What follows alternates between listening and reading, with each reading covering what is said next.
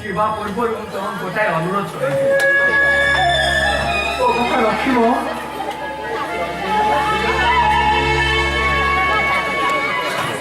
ଜନ୍ମ ହୋଇ ପଢିବା ସମୟରେ ବାପା ମା କଣ ଜାଣିନି 3 ଦିନର ଶିଶୁ ହେଇଥିଲି।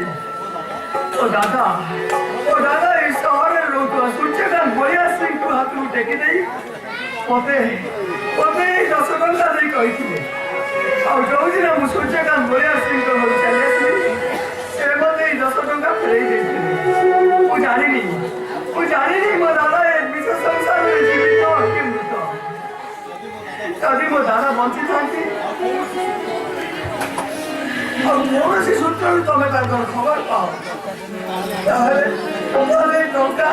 ଏଇ ଟଙ୍କା ନେଇ ମୋ ଦାଦାକୁ ଦେଇ କହିବ ପୁତୁରା ଦେଇଛି।